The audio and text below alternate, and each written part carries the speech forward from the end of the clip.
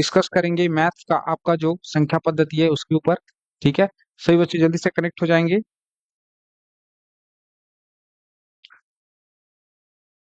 Good afternoon सभी को।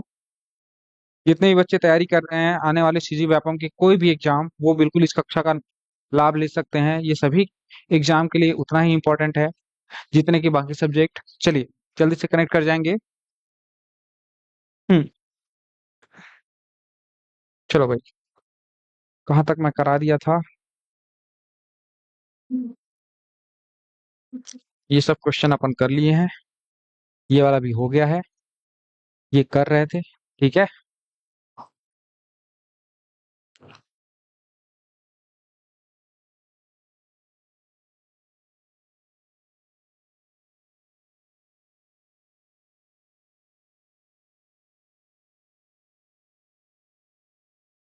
चलो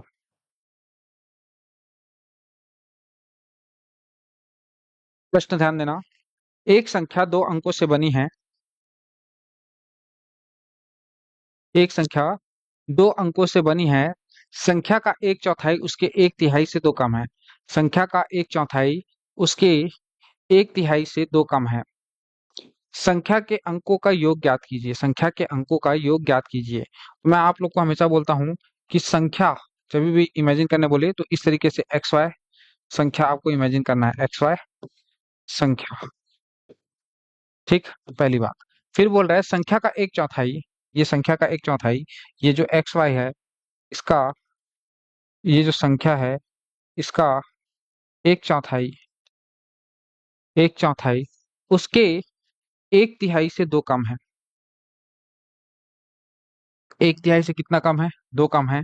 ये इसके एक तिहाई से एक्स वाई संख्या के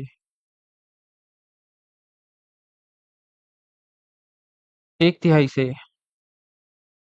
एक तिहाई से दो कम है। ठीक है, यही बोल रहा है क्या? ठीक, यही जहां तक प्रश्न बोल रहा है।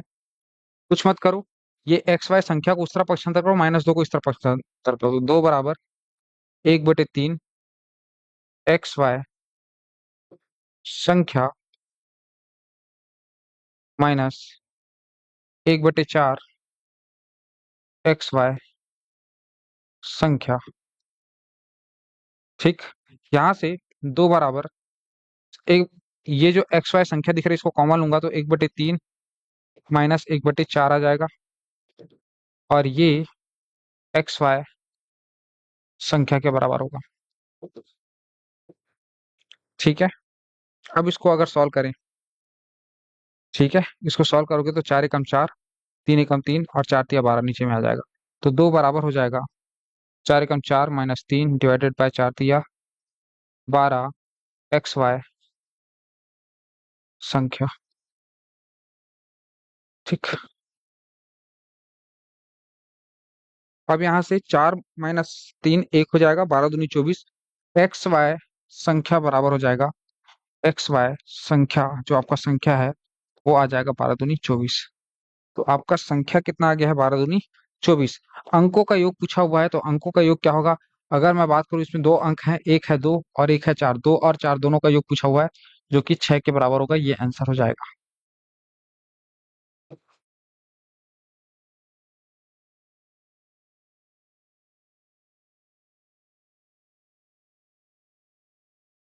क्लास अभी चालू हुआ है नीरज, जस्ट एक क्वेश्चन किए हैं अभी। ठीक है, एक क्वेश्चन हमने किया है, आई होप समझ में आ रहा होगा। चले आगे, चलो भाई अगले प्रश्न की ओर चलते हैं। एक संख्या दो अंकों से बनी है। एक संख्या दो अंकों से बनी है, वह अंकों के योग की सात गुनी है। अंकों के योग की कितनी गुनी है? सात गुनी है। यदि दहाई का अंक इकाई के अंक से एक अधिक है, दहाई का अंक इकाई के अंक से एक अधिक है, तो वह संख्या कौन सी है? तो सिंपल सी बात है, इस क्वेश्चन को सॉल्व करने के लिए सबसे पहले मैं क्या मानूंगा? माना वह संख्या है आपका एक्स वाई संख्या, ये मैंने माना। ठीक, वह संख्या ये है। ठीक है, एक संख्या दो से, दो अंकों से बनी है, यहां तक ठीक है, ये दो अंकों की संख्या हमने मान ली। वह अंकों के योग की सात गुनी है। अंकों के योग की कितनी गुनी है?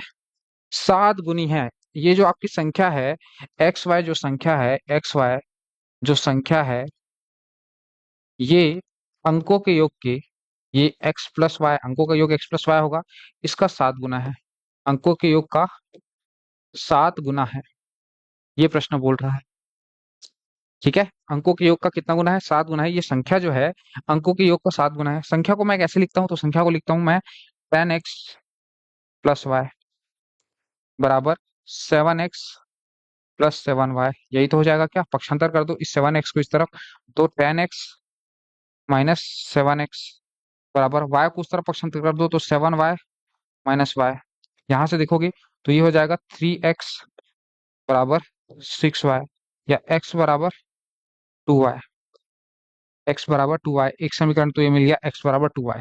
ठीक, फिर वापस, फिर प्रश्न क्या बोल रहा है, ध्यान दो। प्रश्न बोल रहा है कि यदि दहाई का अंक कौन है? x, इकाई के अंक से एक अधिक है। दहाई का अंक जो x है वो इकाई का अंक y जो है उससे एक अधिक है, तो ये मैंने एक जोड़ दिया है। यही तो प्रश्न बोल रहा है। एक समीकरण मेरे को यहाँ से मिल गया, यहाँ से मुझे एक समीकरण मिला हुआ है, x का वैल्यू 2y रख दो। x का वैल्यू यहाँ पर अगर 2y रख देता हूँ तो 2y बराबर y प्लस 1, या y बराबर यहाँ पर क्या हो जाएगा 2y माइनस y को इस तरफ पक्षांतर करोगे तो माइनस y बराबर 1, या y बराबर कितना हो जाएगा 1। y का मान आ गया है 1। अगर y का मान 1 है तो x का मान क्या हो जाएगा? तो आप बोलोगे सर यहाँ से x का मान निकालेंगे तो x बराबर 2y होता है, y का मान 1 है तो x बराबर 2 आ जाएगा। ठीक है, संख्या कौन सी है? तो x का मान कितना है? 2 है, और y का मान कितना है? 1 है, तो आपका आंसर 21 हो जाएगा। ये आपका आंसर हो जाएगा। ठीक है, क्लियर है? ठीक, दीक्षा, नीरज, क्लियर है? y इज इक्वल टू 1 और x इज इक्वल टू 2। ठीक, ओके। चलो भाई अगले प्रश्न की ओर बढ़ते हैं। चलो, दो अंकों की एक संख्या के अंकों का योग अंकों के गुणनफल से एक कम है, वह संख्या ज्ञात कीजिए। दो अंकों की एक संख्या के अंकों का योग अंकों के गुणनफल से एक कम है, वह संख्या ज्ञात कीजिए। दो अंकों की एक संख्या के अंकों का योग, तो पहले तो दो अंकों की संख्या मानो एक्स और वाई, एक्स वाई वह संख्या है, ये लो। अब प्रश्न क्या बोल रहा है? दो अंकों की एक संख्या है x y, x plus y. दो अंकों दो अंकों की एक संख्या, अंकों का योग एक्स प्लस वाई हो जाएगा, एक्स प्लस वाई हो गया। ठीक है, एक्स प्लस वाई गुणनफल से एक कम है, इसका गुणनफल क्या हो जाएगा? गुणनफल एक्स वाई से एक कम है, ये एक कम कर दिए। ठीक,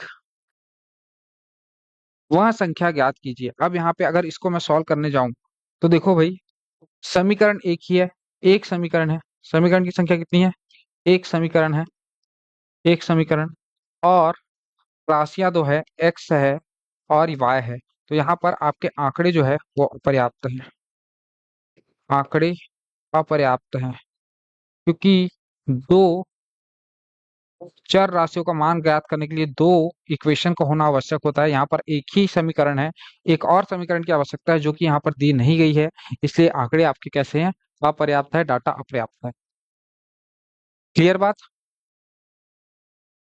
चलिए अगला क्वेश्चन।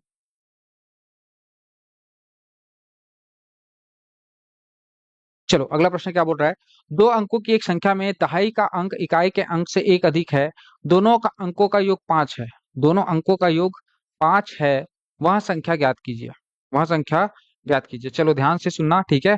हो सकता है ये इस टॉपिक का लास्ट क्वेश्चन हो। ठीक है, दो अंकों की एक संख्या, तो दो अंकों की संख्या मैं क्या मानता हूँ? एक्स वाई वह संख्या है।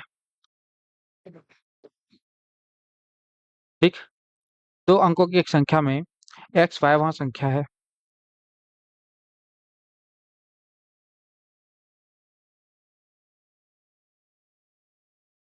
दो अंकों की संख्या में एक्स वाई वह संख्या है। ठीक, अब यहाँ पर ध्यान दो, दहाई का अंक इकाई के अंक से एक अधिक है। दहाई का अंक इसमें कौन सा है? एक्स है, और इकाई का अंक कौन है? वाई। दहाई का अंक इकाई के अंक से एक अधिक है, तो y+1।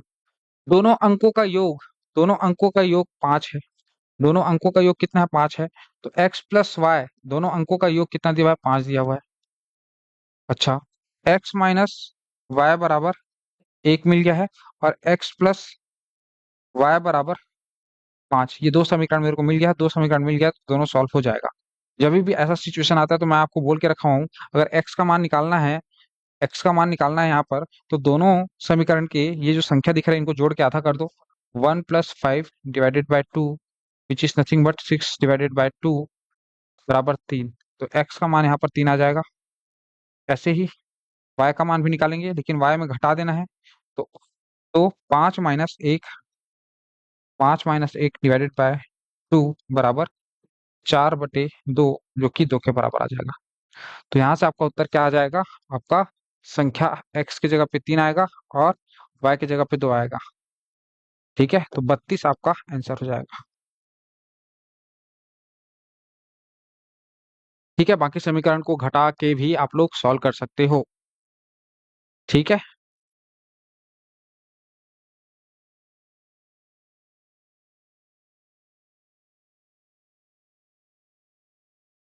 क्लियर।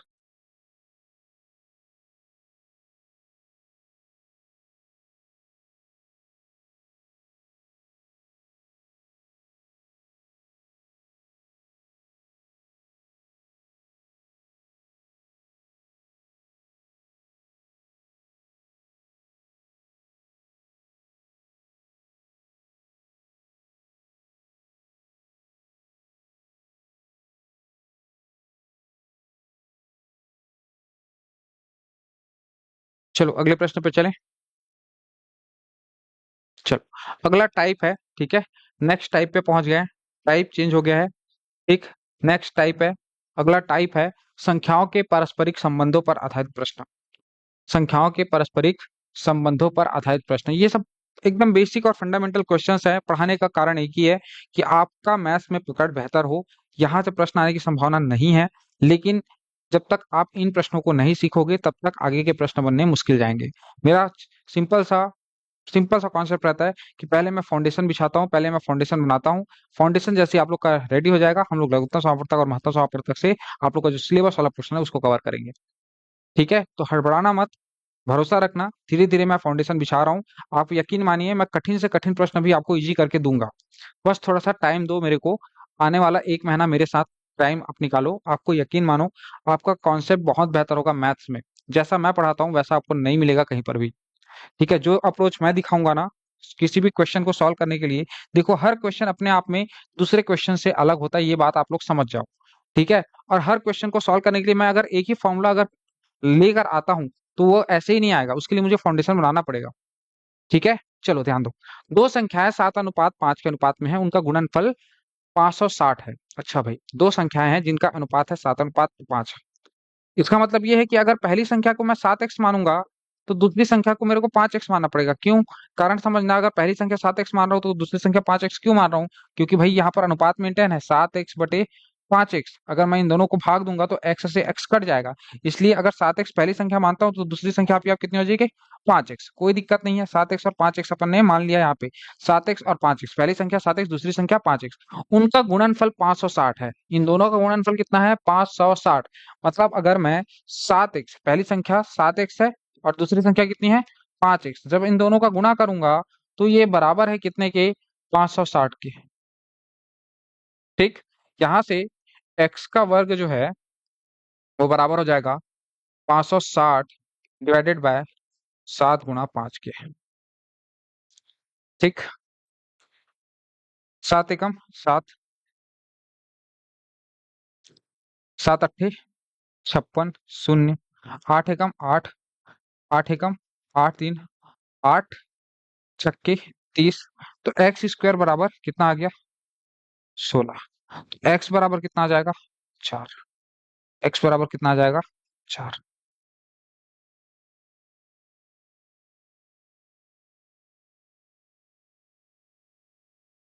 एक्स बराबर 4 आपका आ गया। अगर एक्स का वैल्यू 4 है तो फिर छोटी संख्या और बड़ी संख्या हम ज्ञात कर सकते हैं क्या?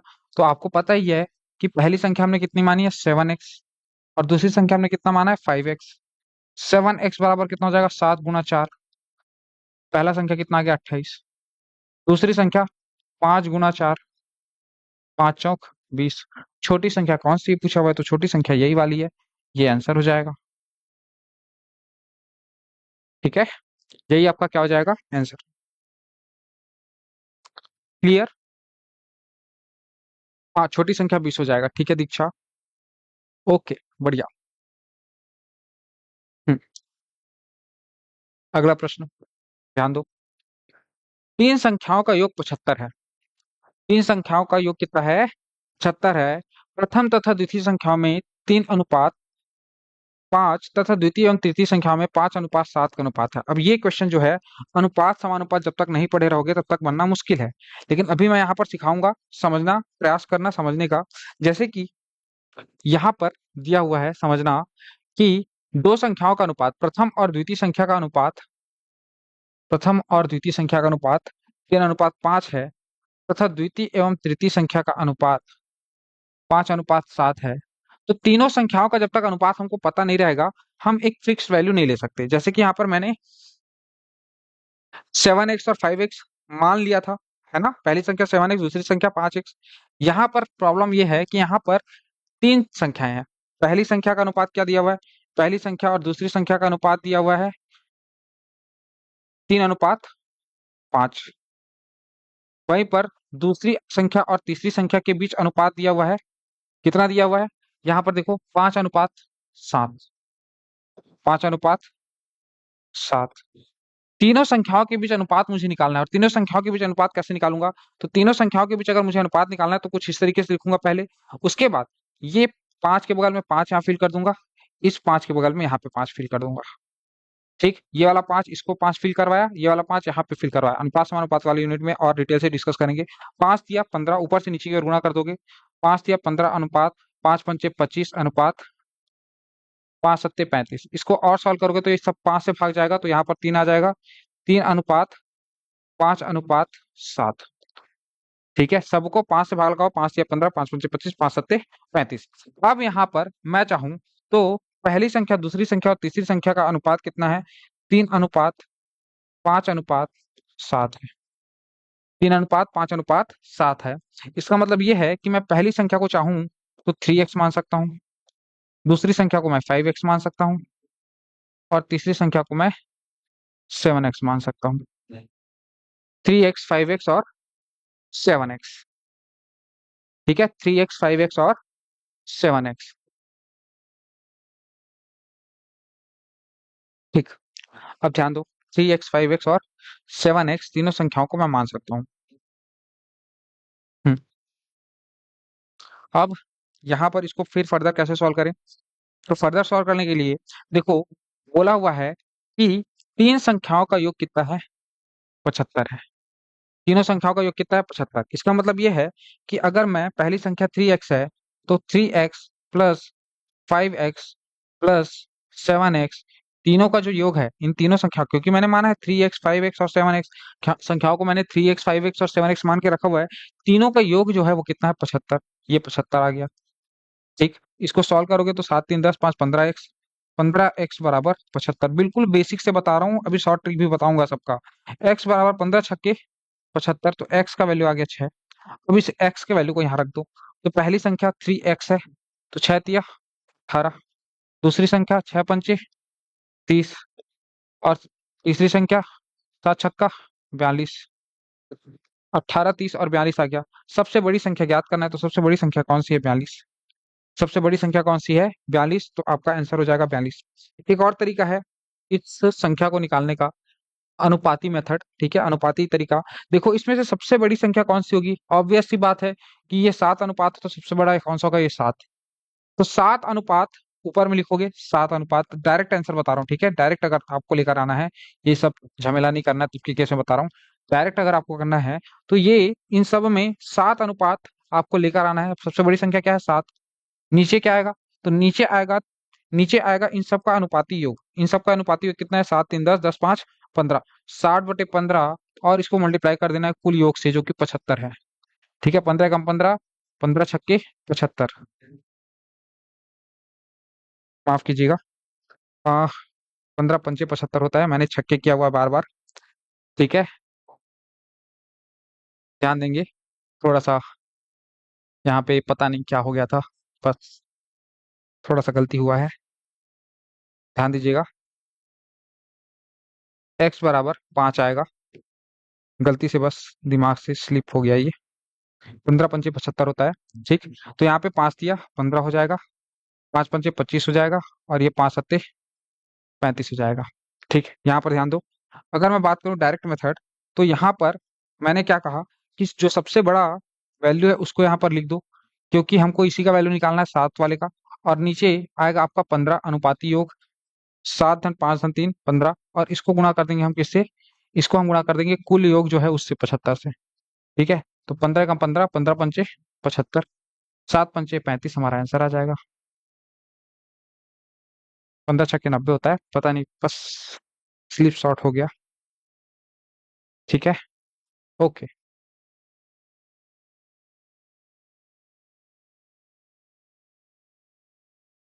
चलिए अगला प्रश्न।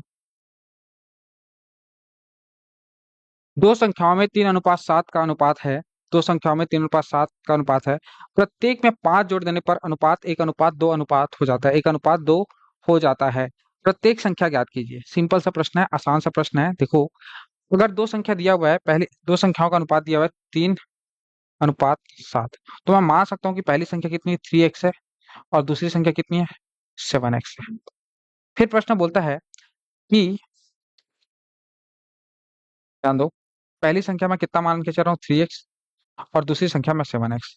फिर प्रश्न बोलता है कि प्रत्येक में 5 जोड़ देने पर, प्रत्येक में कितना जोड़ देने पर, इसमें 5 जोड़ दिया और इसमें भी 5 जोड़ दिया, प्रत्येक में 5 जोड़ देने पर नया अनुपात, इन दोनों का अनुपात जो है, नया अनुपात 1/2 हो जाता है। ठीक है, 1/2 हो जाता है। अब इसको सॉल्व कर दो, एक्स का वैल्यू निकाल लो। उसके बाद पहली संख्या 3x है, दूसरी संख्या 7x है, आराम से निकल जाएगा। पहली संख्या हमने कितना माना है, 3x, और दूसरी संख्या कितना माना है हमने, 7x। ठीक है, तो यहाँ से 3x + 5 इंटू 2 बराबर है 7x + 5 के। ठीक, यहाँ पे 3 दूनी 6x + 10 बराबर 7x + 5। ठीक, 6x को उस तरफ कर दो और 5 को इस तरफ कर दोगे तो 10 × 5 हो जाएगा, और उधर 7x - 6x हो जाएगा। यहाँ से इसको सॉल्व करोगे तो 6x जब घटाओगे, x बराबर आपका आ जाएगा 5। x बराबर कितना आ गया, 5। ठीक है, अब पहली संख्या कितनी है, तो पहली संख्या है 3x, तो 3x बराबर कितना हो जाएगा, 5 × 3 बराबर 15। दूसरी संख्या 7x, मतलब 5 × 7 बराबर 5 सत्ते 35, 15 और 35, ये दोनों आपकी संख्याएं होंगी, 15 और 35। तो ये आपके आंसर हो जाएंगे।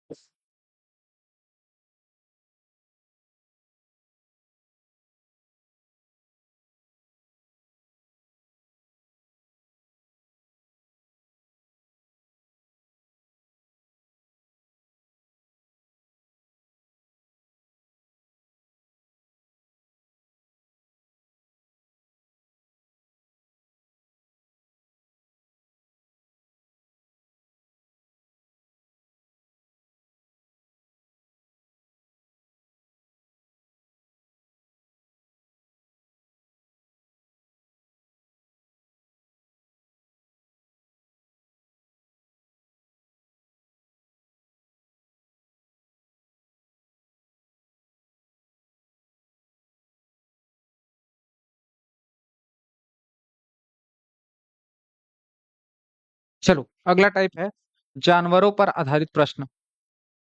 अगला टाइप है जानवरों पर आधारित प्रश्न। ये सब प्रश्न एग्जाम में पूछे जाते हैं। ठीक है, आपका किस्मत अगर अच्छा रहा तो इसी पैटर्न का क्वेश्चन आ जाएगा। ठीक है, लेकिन आप लोग को क्या करना है, मेरा फोकस क्या रहता है पूरा पूरा आप लोग के लिए, कि आप लोग का वो क्वेश्चन पके जो किसी से नहीं बनता है, उसके लिए हम लोग अग्रसर हैं, धीरे धीरे आगे बढ़ रहे हैं। ठीक है, सीखने की ओर चल रहे हैं। ठीक है, सीखना ही है, मेन पर्पस तो यही है कि मैथमेटिक्स को सीखना है, और उसके लिए ये पहला यूनिट बहुत इंपॉर्टेंट है। ठीक है, कुछ गडेरिया अपनी भेड़ें चरा रहे हैं। यदि जमीन पर कुछ कुल पैरों की संख्या 230 है, जमीन पर कुल 230 पैर तथा उनके सिरों की कुल संख्या 60 हो तो भेड़ों की संख्या कितनी होगी? भेड़ों की संख्या कितनी होगी? समझना ध्यान से क्वेश्चन को, ठीक है। देखो भाई, डायग्राम बना रहा हूँ, डायग्राम से चीजों को समझा रहा हूँ, एक बार में समझ जाना, ठीक है। फिर 2-3 क्वेश्चन आप लोग करके देना मेरे को। गड़ेरिया मतलब भेड़ चराने वाला व्यक्ति। इसका एक सिर होगा क्या, और दो पैर होगा, इस तरीके से, ठीक। ये गड़ेरिया, ये भेड़ कुछ इस तरीके से चला रहा है, ये भेड़ बना दिया मैंने, ठीक। भेड़ के चार पैर होंगे, ठीक है, भेड़ के चार पैर होंगे। अब यहाँ पर ध्यान दो, मैं क्या बोल रहा हूँ उसको समझना है, ठीक है। माना गड़ेरिया की संख्या x है, गड़ेरिया की संख्या कितना माना मैंने, x, और भेड़ों की संख्या y है। बात समझ में आई? गड़ेरिया की संख्या मैंने x लिया और भेड़ की संख्या y लिया। इसका मतलब ये है कि गड़ेरिया के सिरों की संख्या भी x ही होगी, क्योंकि एक गड़ेरिया का एक सिर होगा। वैसे भेड़ों के सिरों की संख्या y होगी, तो भेड़ों की सर की संख्या y और गड़ेरिया के सिर की संख्या x। अच्छा, अगर सिर की संख्या x है गड़ेरिया की, तो इसके कुल पैर कितने होंगे? तो आप बोलोगे सर जितना सर है उसका दुगना इसके पैरों की संख्या होगी, मतलब 2x होगा, ठीक है। पैरों की संख्या 2x। सेम बात, अगर यहाँ पर ये जो भेड़ दिख रहा है, इसके सिर की संख्या y है, तो पैरों की संख्या कितनी है, 4 गुनी है, तो पैरों की संख्या कितनी हो जाएगी, 4y। अब प्रश्न में ध्यान दो, प्रश्न पे वापस आ जाओ। कुछ गड़ेरिया अपनी भेड़ें चरा रहे हैं, ठीक है। यदि जमीन पर कुल 230 पैर है, जमीन पर कितने पैर है, 230 पैर। मतलब कहने का मतलब ये है कि ये जो गड़ेरिया है उसका पैर मिलाकर और ये जो भेड़ है उसका, इन दोनों के पैर को अगर मिला दिया जाए, दोनों के पैरों को जोड़ दिया जाए, तो पैरों की संख्या 230 है। यही तो बोल रहा है क्या? एक समीकरण समझ में आया क्या? जबकि उनके सिरों की कुल संख्या 60 है, ये एक्स सिर है, वाई भी सिर है, दोनों को अगर जोड़ दूंगा तो कुल सिरों की संख्या कितनी है, 60। मेरे को एक बात बताओ, दोनों समीकरण मिल गया क्या? दो समीकरण मिल गया आपको यहाँ से, दो समीकरण मिला या नहीं मिल? अब दो समीकरण मिल गया है, तो दोनों समीकरण से हमारा प्रश्न आराम से सॉल्व हो जाएगा। पहला समीकरण है, पहला समीकरण है 2x + 4y बराबर 230। ये पहला समीकरण है। दूसरा समीकरण ये वाला है, ठीक है, x + y = 60। यहां से मैं x बराबर, किसके किसके बारे में निकालना है, भेड़ों की संख्या कितनी है निकालना है, भेड़ की संख्या y है, तो x बराबर 60 - y लिख सकता हूँ क्या? x बराबर 60 - y। इस वाली वैल्यू को पुट करो यहाँ पे, यहाँ रखो, x का वैल्यू यहाँ रखो, 2 गुणा x का वैल्यू कितना है, 60 ऋण y +4y बराबर 230। बराबर कितना हो जाएगा, 230।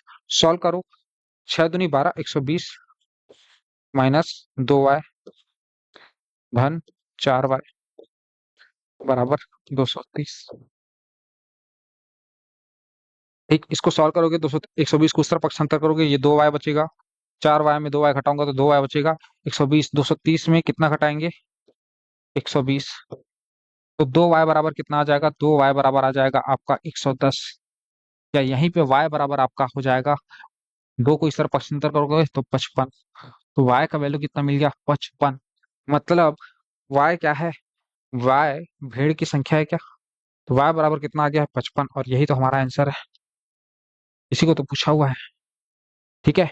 भेड़ों की संख्या कितनी है, तो भेड़ों की संख्या कितनी है, 55। अगर बोलता गड़ेरिया की संख्या कितनी है, तो x बराबर 60, y का मान कितना है, 55, तो x बराबर कितना आ जाता, 5।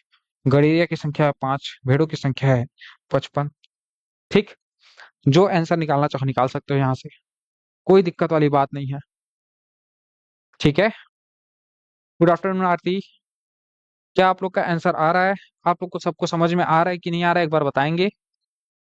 सबको समझ में आ रहा है? ओके, y बराबर 55 आएगा, ठीक है। ये नया पैटर्न समझ में आया? क्या ये क्वेश्चन समझ में आए हैं? आगे चलें, चलो भाई आगे चलते हैं अगले प्रश्न की ओर। ये रहा, एक पेड़ पर कुछ तोते बैठे हैं, पेड़ के नीचे बकरियां चर रही हैं। उनके सिरों की कुल संख्या 35 तथा पैरों की कुल संख्या 90 हो तो तोतों की संख्या ज्ञात कीजिए। चलो सॉल्व करके बताओ, एक बार मैंने बता दिया है, आप लोग को सॉल्व करके देना है।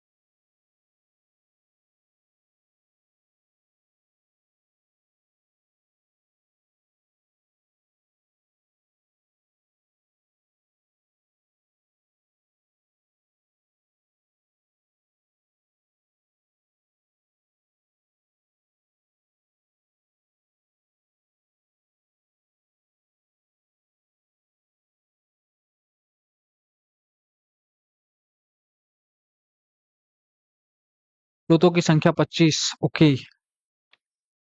आरती, भावना, क्या हो रहा है? उत्तर आ रहा है कि नहीं आ रहा है आप लोग का? मैं बनाऊं?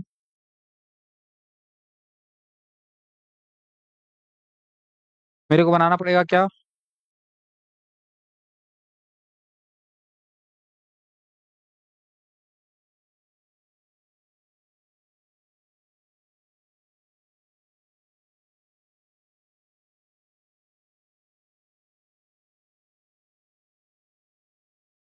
चलो, एक पेड़ पर कुछ तोते बैठे हैं, पेड़ के नीचे बकरियां चर रही हैं। उनके सिरों की कुल संख्या 35 तथा पैरों की कुल संख्या 90 है। तो तोतों की संख्या ज्ञात कीजिए। कुछ नहीं, डायग्राम बनाओ। ये तोते बनाया मैंने। ये तोते के पैरों की संख्या 2। ये पूंछ बना दिया भाई तोते का। बोलोगे फिर सर तोता कैसा बनाया हो? तो तोते की सिर की संख्या x मान लूं, तो पैर की संख्या कितनी हो जाएगी? 2x। ठीक। नीचे कुछ बकरियां चर रही हैं, ये बकरियां बना देता हूँ भाई मैं। ये बकरियां बना रहा हूँ, 1 2 3 4 पैर वाली बकरियां। ठीक, ये बकरियां हैं, इमेजिन कर लेना। बकरियों के सर की संख्या y है, तो पैरों की संख्या कितनी हो जाएगी? 4y। अब प्रश्न क्या बोल रहा है देखो। अगर अगर उनके सिरों की कुल संख्या 35 हो, मतलब x+y बराबर 35 हो, और उनके पैरों की कुल संख्या 90 हो, 2x+4y 90 हो। ठीक है, तो यहाँ पर क्या होगा ये बताना है। x+y हमारे पास कितना है? 35। और x बराबर यहाँ से क्या निकाल सकता हूँ? 35 - y। ठीक। दूसरा समीकरण है हमारे पास, 2x+4y, 2x+4y बराबर 90। 2x, x बराबर 2। x का वैल्यू है 35 - y, ये 35 मैंने माइनस वाई मैंने रख दिया, +4y बराबर 90। ठीक है, यहाँ तक क्लियर? सॉल्व करो। 35 दूनी 70, -2y +4y बराबर 90। यहाँ से देखो, 70 माइनस +2y बचेगा बराबर 90। 2y बराबर 20। या y बराबर कितना आ जाएगा? y बराबर 10। y बराबर आ गया है 10। उत्तर नहीं आया अभी, क्योंकि हमको पूछा हुआ है तोतों की सिर की संख्या। तोतों की सिर की संख्या कितनी है? x। ठीक है, तो हमको क्या निकालना है? x। तो x निकालने के लिए इस y का वैल्यू कहाँ पुट करोगे? यहाँ पुट करोगे, तो x बराबर 35 - 10, जो कि 25 के बराबर होगा। ये आंसर हो जाएगा। x बराबर 25 आंसर हो जाएगा। तो जितने बच्चे 25 कमेंट किए हैं उनका उत्तर सही है। बकरी 10, ठीक। बकरी 10, ओके, गुड। तोतों की संख्या 25, ठीक है। क्लियर है? चीजें समझ में आनी इंपॉर्टेंट है। ठीक है, चलो ये प्रश्न आके बताओ सभी। 8 बच्चे ऑनलाइन हो, आठों के 8 से बनना चाहिए। ठीक है, 200 300 बच्चे एडमिशन लिए हो, 8 10 बच्चे आप लोग ऑनलाइन होते हो यार।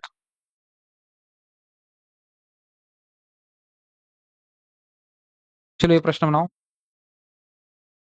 एक तालाब के किनारे बगुले अपना चारा चुग रहे हैं, वहीं कुछ कुत्ते खेल रहे हैं।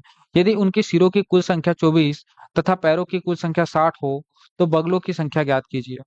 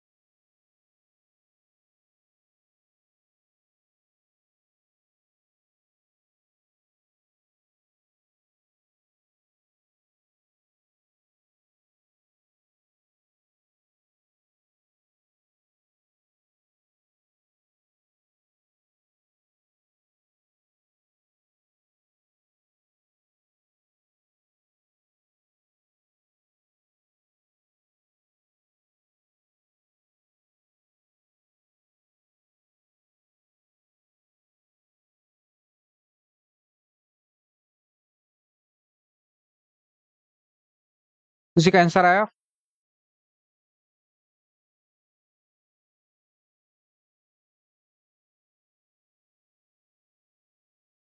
चलो ध्यान दो, थोड़ा सा इक्वेशन को अपन थोड़ा जल्दी सॉल्व करने का प्रयास करते हैं बिना डायग्राम बनाए। ठीक है, माना माना ठीक है, बगले के सिर की संख्या x है और कुत्ते के सिर की संख्या y है। सिर की संख्या का योग कितना दिया हुआ है? x प्लस वाई बराबर सिरों की संख्या का योग 24। कुल सिर कितना है? 24। दूसरा, अगर बगलों की सिरों की संख्या x है तो पैरों की संख्या कितनी हो जाएगी? 2x। और कुत्ते के पैरों की संख्या कितनी हो जाएगी? 4y। ये दोनों किसके बराबर होगा? ये दोनों बराबर होगा 60। ये दोनों का योग किसके बराबर होगा? 60 के बराबर होगा। अब यहां से इस वाले समीकरण से मैं चाहूं तो y बराबर 24 माइनस एक्स निकाल सकता हूँ। 24 माइनस एक्स, ये मैं यहाँ पे पुट कर देता हूँ, इस y का वैल्यू यहाँ रख दो। तो 2x plus 4 into 24 minus x is equal to 60। ठीक, 2x प्लस 4 चौक 16, हंसला 1, 4 दूनी 8, 1 9, 96 माइनस 4x बराबर 60। ठीक, और इसको सॉल्व करेंगे तो क्या हो जाएगा? 2x minus 4x minus 2x आ जाएगा क्या? माइनस 2x बराबर 60 में घटा दूंगा 96। ठीक, माइनस 2x बराबर 96 घटाऊंगा तो कितना आ जाएगा? माइनस 36। माइनस माइनस प्लस हो जाएगा। x बराबर 18 दूनी 36, तो x बराबर कितना आ जाएगा? 18। तो आपके बगलों की संख्या कितनी है? 18। बगलों की सिर की संख्या कितनी है? 18। बगुलों की सिर की संख्या 18। बस बस, बहुत बढ़िया। ऐसे सभी बच्चों का कमेंट आता है ना तो अच्छा लगता है, बहुत बढ़िया। भावना, दीक्षा, आरती, बस ऐसे ही सिंसियरली मेंटेन रखो अपने आप को, है ना, डेली क्लासेस पे मेंटेन रखो, सिलेक्शन पक्का होगा। बस मेंटेन रखो आप लोग।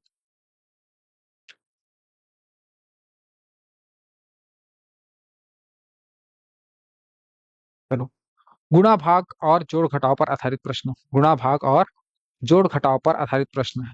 एक संख्या में 3 से गुणा करने पर 3 से गुणा करके उसमें से 10 घटाया जाता है। अगला टाइप आ गया ना, टाइप चेंज हो गया। ठीक, टाइप चेंज हो गया, ध्यान दो। अगले टाइप पे आ गए अपन, गुणा भाग और जोड़ घटाव पर आधारित प्रश्न।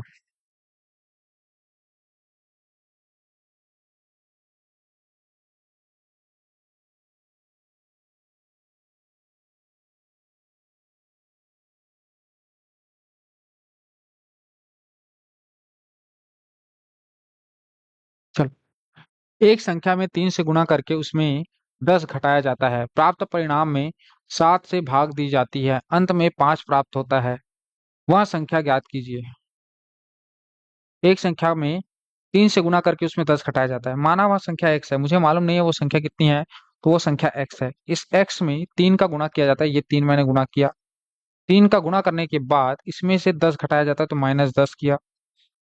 ठीक, 10 घटाया जाता है। प्राप्त परिणाम को 7 से भाग दिया जाता है, तो इसको मैंने 7 से भाग दिया। इस तरीके से 7 से भाग दी जाती है, अंत में 5 प्राप्त होता है। तो क्या प्राप्त होता है? 5। क्या निकालना है? x का वैल्यू निकालना है। आसान प्रश्न है, बस समीकरण बनाने आना चाहिए। सॉल्व करो। 3x - 10, 3x - 10, 7 को उस तरफ पक्षांतर करूंगा तो 7 पंचे कितना हो जाएगा? 35। इस 10 को राइट हैंड साइड पक्षांतर करूंगा तो 3x बराबर 35 धन 10 बराबर 45 हो जाता है। ठीक, 3x बराबर 45 हो गया है। x बराबर कितना हो जाएगा? तो x बराबर आप बोलोगे 45 में से अगर 3 डिवाइड कर दे सर, तो हमारा x का वैल्यू निकल जाएगा। x बराबर 15 आ जाएगा। यही तो निकालना था। वह संख्या ज्ञात कीजिए, तो वह संख्या क्या है आपका? 15 ही वह संख्या है।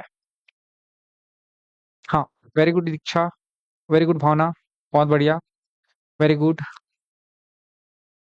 हम्म, और किसी का आंसर मेरे से पहले जो लेकर आया हूँ? आप लोग मेरे से पहले लेकर आ जा रहे हो, अच्छी बात है। ठीक है, मतलब आप लोग का कॉन्सेप्ट क्लियर है, आप लोग तैयार हो अगले यूनिट के लिए। ठीक है, मानता हूँ अभी 2-3 यूनिट हम लोग का बहुत स्लो स्लो चलने वाला है, बहुत धीमा चलने वाला है। क्यों? कारण मैं बता रहा हूँ, क्योंकि ये 2-3 यूनिट जो है वो आपके फाउंडेशन यूनिट है। यहाँ से हम लोग को आसान आसान चीजों को पढ़ना है। ठीक है, घातांक है, करनी है, गुणा है, भाग है, सरलीकरण है, आसान पोर्शन है। इसको करना बहुत जरूरी है, सीखना बहुत जरूरी है। ठीक है, लेकिन चौथे 5वें यूनिट से जब हम कॉन्सेप्ट पकड़ना चालू करेंगे, तब ये मत बोलना कि सर मेरे को ये नहीं आता है, मेरे को वो नहीं आता है, क्योंकि यहाँ पे सिखा रहा हूँ, मेहनत कर रहा हूँ मैं। ठीक। किसी संख्या में 6 से भाग दी जाती है, प्राप्त भागफल में 5 जोड़ा जाता है। सबसे पहले किसी संख्या की जब भी बात करें तो वो संख्या को मान लेना आपको एक्स। किसी संख्या की बात करें तो वो मैंने माना एक्स। इस एक्स को 6 से भाग दिया जाता है, ये मैंने भाग दिया 6 से। ठीक। और प्राप्त भागफल में 5 जोड़ा जाता है, ये मैंने 5 जोड़ दिया। ठीक। प्राप्त भागफल में कितना जोड़ा जाता है? 5 जोड़ा जाता है। पुनः योगफल को 9 से भाग देते हैं, इस पूरे को 9 से भाग देते हैं, ये मैंने 9 से भाग दिया। 9 से भाग देते हैं तो भागफल 1 प्राप्त होता है। भागफल कितना प्राप्त होता है? 1। ये रिजल्ट 1 प्राप्त होता है। 9 को उस तरह पक्षांतर करो तो x डिवाइडेड बाय 6 प्लस 5 बराबर हो जाएगा 9। एक फर्दर इसको सॉल्व करेंगे तो 5 को उस तरफ पक्षांतर करूंगा तो x डिवाइडेड बाय 6 बराबर हो जाएगा 9 माइनस 5, जो कि 4 के बराबर होगा। x बराबर 6 गुणा 4 हो जाएगा, तो x बराबर 6 चौक 24।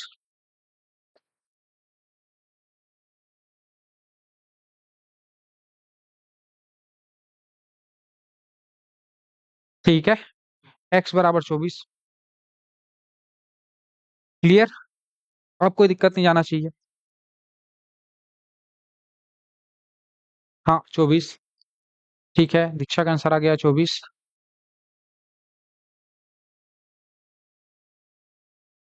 चलो अगला क्वेश्चन। हम्म। अब इस यूनिट का मोस्ट इंपॉर्टेंट टॉपिक आने वाला है, इकाई का अंक ज्ञात करना। ठीक है, इकाई का अंक ज्ञात करना, टॉपिक का नाम क्या है? इकाई का अंक ज्ञात करना। इकाई का अंक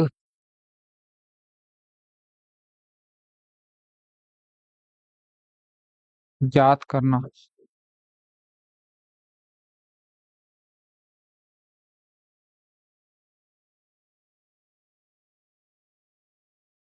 इकाई का अंक ज्ञात करना।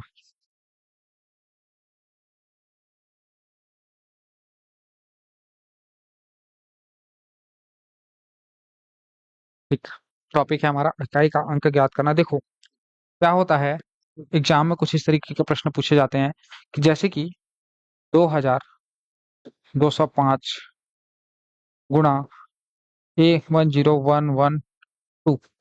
अगर मैं इसका गुणा करूं तो इकाई का अंक क्या होगा? जैसे कि थोड़ी देर के लिए सोचो। जैसे कि 8 का गुणा 4 से करूं तो 8 चौक क्या आएगा? 32। 32 आएगा। इसके इकाई का अंक कौन कहलाएगा? ये जो लास्ट में है, इसको कहते हैं हम लोग इकाई का अंक।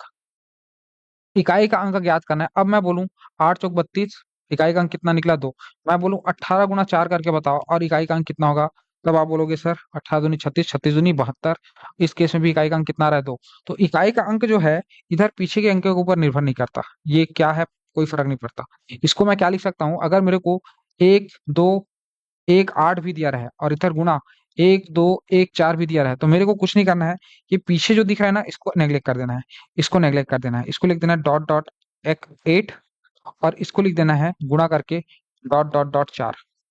इन दोनों का ही गुणा करना है। 8 चौक 32, 32 का 32 भी नहीं लिखना है, सिर्फ 2 बस लिखना है। 2 आएगा, इकाई का अंक कितना आएगा? 2। इकाई का अंक कितना आएगा? 2। सेम चीज यहाँ पर भी करना है, समझना। ये 5 दिख रहा है और ये 2 दिख रहा है, ये इधर वाले को भूल जाना है, सिर्फ 5 को ध्यान रखना है। ठीक है, यहाँ 5 आ जाएगा और इस 5 का गुणा है किससे? इधर देखो, 2 से। 5 दूनी 10, 10 आएगा तो 10 में इकाई का अंक क्या हो जाएगा? 0। इकाई का अंक क्या हो जाएगा? 0। ठीक है, यहाँ तक बात समझ में आ रहा है? 0, हाँ इकाई का अंक 0 हो जाएगा। लेकिन अभी चीजें कंप्लीट नहीं हुई है। देखो एग्जाम में क्या पूछेगा मैं बता रहा हूँ। ठीक है, पूछेगा एग्जामिनर, तो 2 की घात अगर 40 है, 2 की घात 40, तो इसकी इकाई का अंक क्या होगा? 2 की घात 42 है तो इसकी इकाई का अंक क्या होगा? 7 की घात 243 है तो इसकी इकाई का अंक क्या क्या होगा? अगर 2247 की घात 555 है तो इसकी इकाई का अंक क्या होगा? एग्जामिनर कुछ इस तरीके के प्रश्न फ्रेम करेगा और ये देखने में कठिन लग रहे हैं पर है आसान। देखने में कठिन लग रहे हैं पर है ये आसान, आसानी से बनेगा। कॉन्सेप्ट को बस पकड़ने का प्रयास करना, समझने का प्रयास करना। ठीक है, देखो 2 की घात अगर 40 या 42 के बारे में निकालना है तो मुझे 2 के नियम को समझना पड़ेगा। किसके नियम को समझना पड़ेगा? दो के नियम को। दो के घात के नियम को समझना पड़ेगा, समझना मेरी बात। ठीक है। दो की घात एक किसके बराबर होता है? दो एकम। बोलोगे सर दो एकम दो होता है। दो की घात दो किसके बराबर होता है? दो की घात दो की अगर मैं बात करूं तो दो दूनी चार बराबर होता है। यहाँ पर दो की घात जब एक रहती है तो इकाई का अंक दो आता है।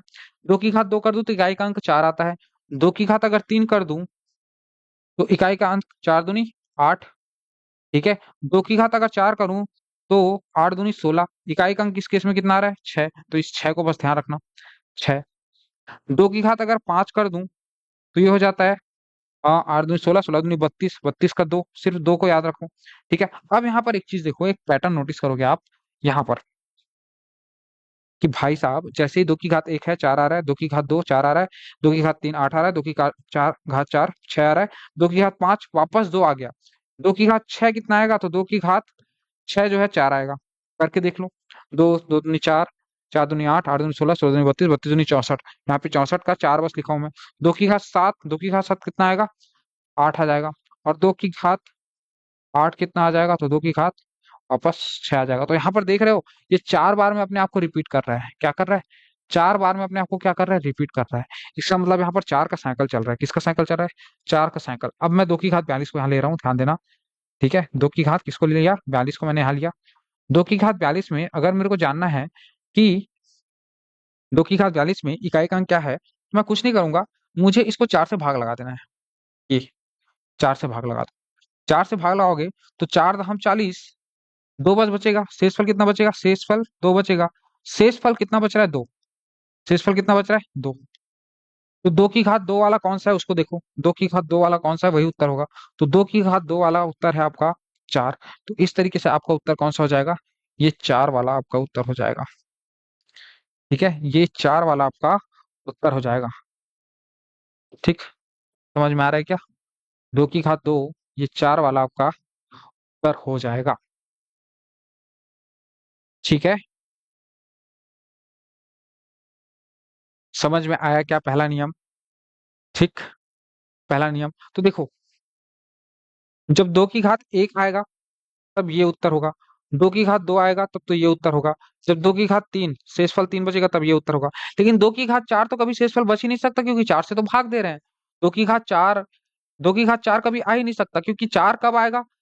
चार तभी, चार आ ही नहीं सकता क्योंकि चार से आप क्या लगा रहे हो? भाग लगा रहे हो। जैसे कि 40 है, 40 को आपने चार से भाग लगाया तो शेषफल कितना बचेगा? जीरो।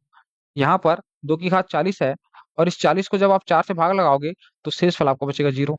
तो चार बचने के लिए, चार तो बच नहीं रहा है, हर बार क्या बचेगा? दो की घात जीरो। और दो की घात जीरो के केस में ये दो की घात चार वाला आंसर होगा। ठीक है। दो की घात जीरो के केस में आपको ध्यान रखना है ये एक बस कंडीशन, कि दो की घात जब जीरो रहेगी तब ये वाला आंसर होगा। ठीक है। दो की घात जीरो के केस में ये वाला आंसर होगा। ठीक है। तो अलग अलग नियम हमको बनाने हैं, दो का, तीन का, चार का, पांच का, छह का, सात का, आठ का, नौ का, सबका नियम बना के चलेंगे। फिर उसके बाद क्वेश्चन को सॉल्व करेंगे। क्या ये कॉन्सेप्ट समझ में आया है आप लोग को? हम्म। क्या ये कॉन्सेप्ट समझ में आया है कि नहीं आया है? जल्दी कमेंट करके बताओ भाई, ये कॉन्सेप्ट पल्ले पड़ा या नहीं पड़ा।